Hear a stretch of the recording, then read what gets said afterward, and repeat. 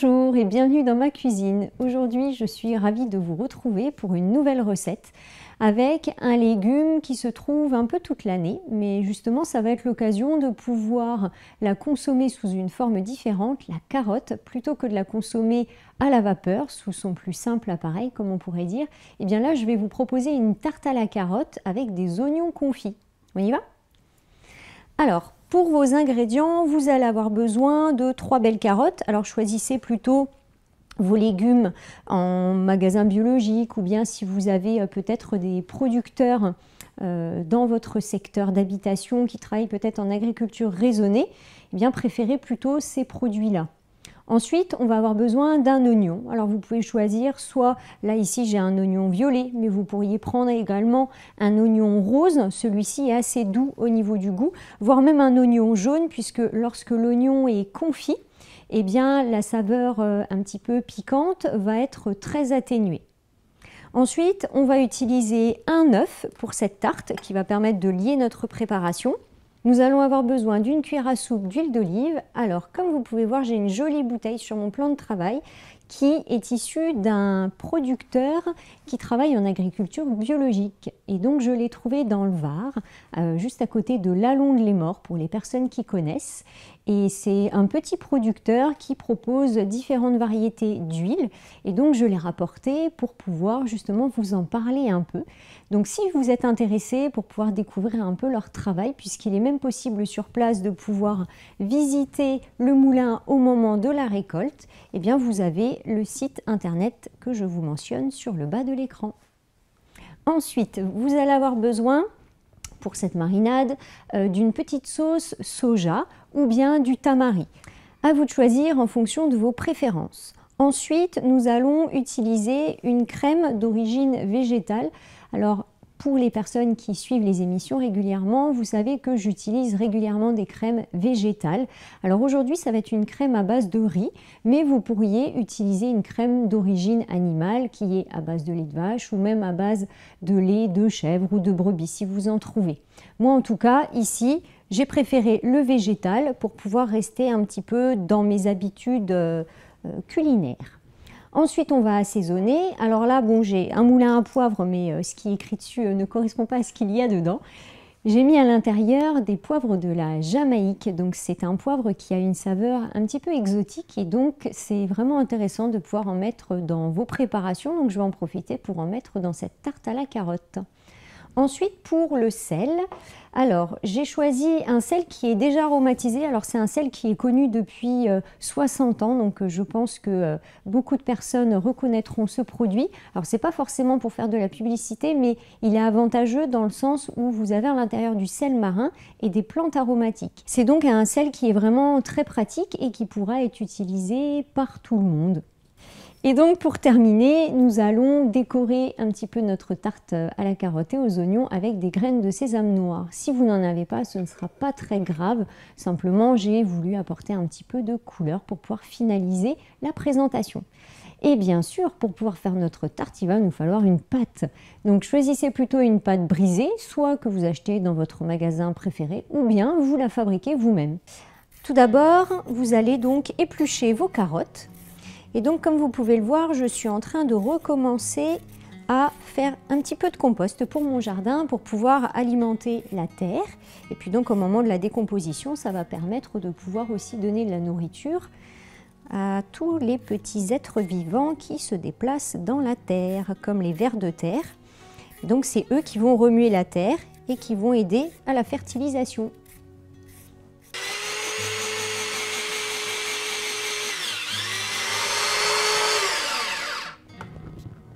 Et voilà. Alors, donc j'ai fini de râper mes carottes et donc je vais tout déverser dans un plus grand saladier pour pouvoir faire le mélange avec mes oignons confits et ma petite sauce.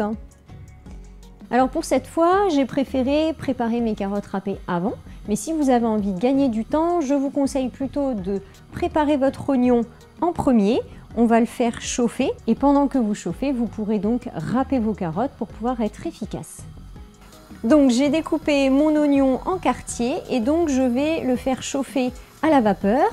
Alors si vous avez un cuit vapeur, Vous déposez votre oignon durant 10 minutes et si vous n'en avez pas, vous pouvez tout simplement utiliser une casserole et faire suer votre oignon dans un petit peu d'huile d'olive.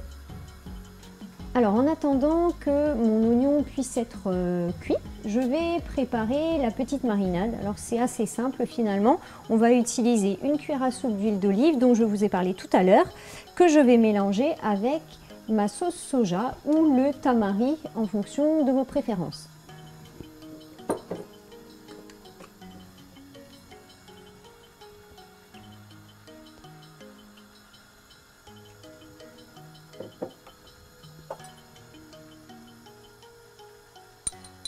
Et voilà. Et une fois que mon oignon sera cuit, je vais donc le découper en très fines lamelles.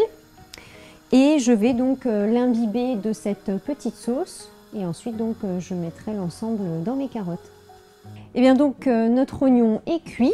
Je vais donc le récupérer.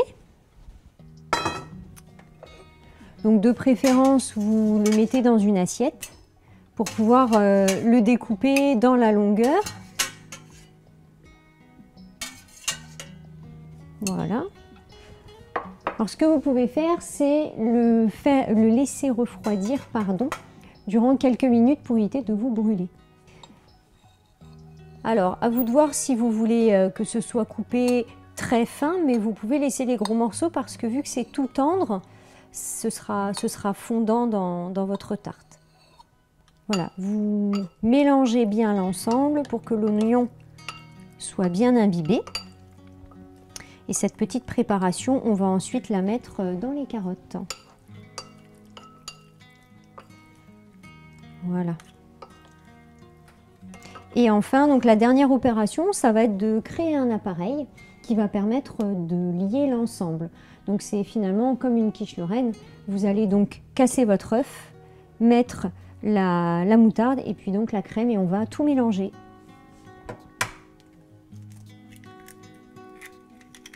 Voilà, on va mettre notre coquille d'œuf au compost.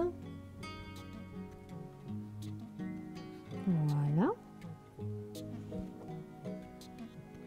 Et notre petite crème. Alors, comme je vous disais, vous allez donc mélanger votre préparation liquide. Voilà, alors le sel et le poivre, mettez-les plutôt sur les carottes pour qu'elles puissent être bien assaisonnées. Parce que si vous mettez dans la préparation, ça peut être un petit peu juste et finalement, votre tarte peut ne pas avoir assez de saveur à la fin.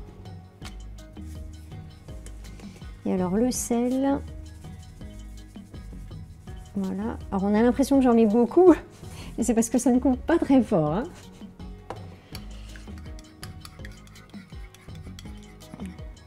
Voilà.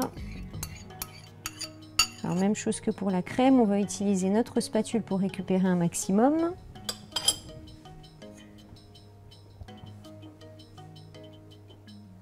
Et enfin les oignons, on va faire la même chose.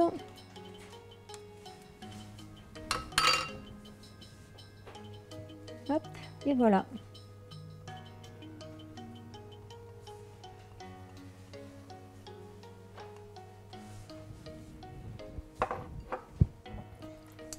Et alors ensuite, il vous suffit de tout bien mélanger.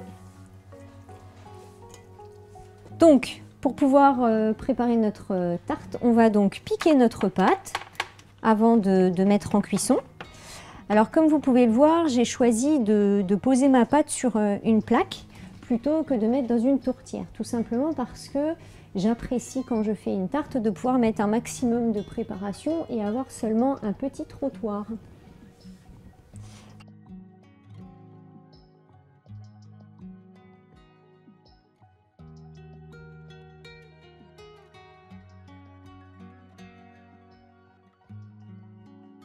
Et donc à présent, nous allons former le trottoir de notre tarte, les bords.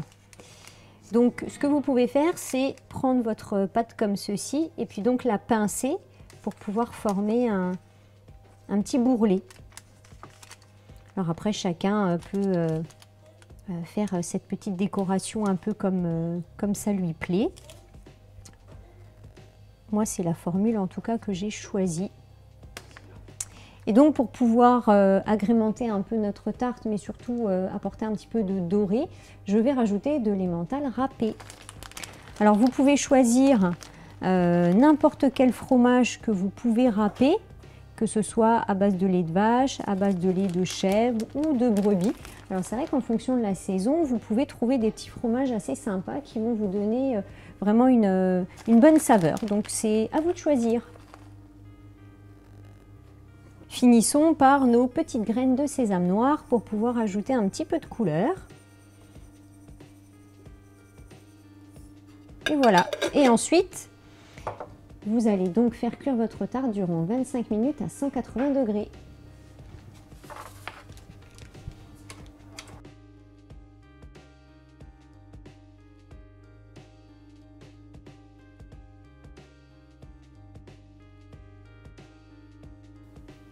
Et voilà, donc notre tarte est terminée. Je vais donc la récupérer. Donc, comme vous pouvez le voir, les bords donc sont restés avec la forme que j'ai choisi de lui donner. Et à présent, il faut attendre un petit peu que ça refroidisse avant de la déguster. Je vous remercie d'avoir suivi cette émission et je vous dis à très bientôt.